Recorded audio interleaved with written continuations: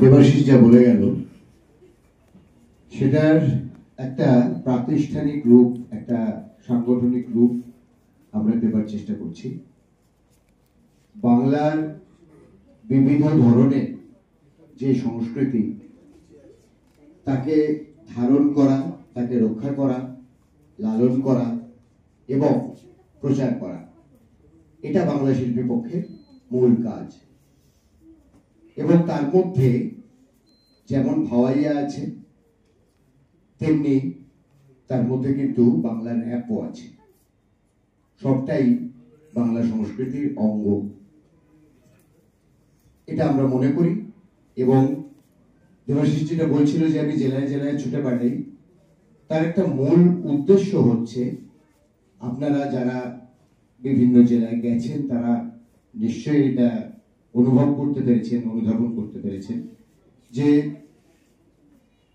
জনজাতির মানুষের মধ্যে, ভূমিজ মানুষদের মধ্যে তথাকথিত বাঙালিদের সম্পর্কে কিন্তু একটা বিতৃষ্ণা বা একটা বৈরিতা বিরাজ করে। তার যথেষ্ট কারণ আছে, আমি তার মধ্যে যাব না।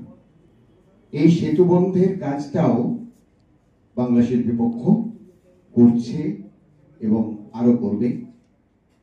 আর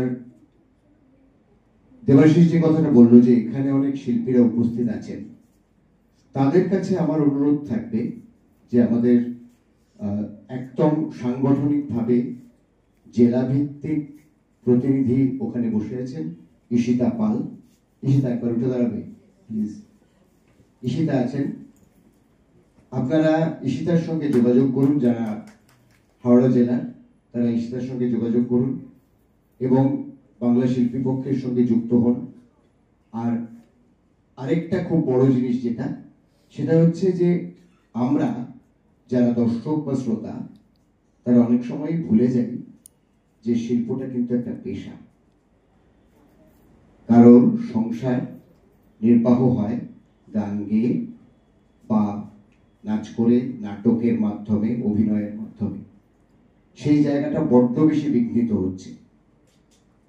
কেন বিঘ্নিত হচ্ছে, কিভাবে বিঘ্নিত হচ্ছে সেটা বলবার মঞ্চ এটা নয়, সেই সময়টাও নেই। কিন্তু এই জায়গাটাতেও আমাদের লড়াই জারি থাকবে।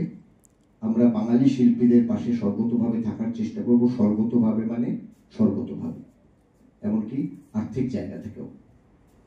এই পর্যন্ত বলে সবাইকে সম্মান, শ্রদ্ধা এবং অভিনন্দন জানিয়ে আমি আমার বক্তব্য শেষ করছি।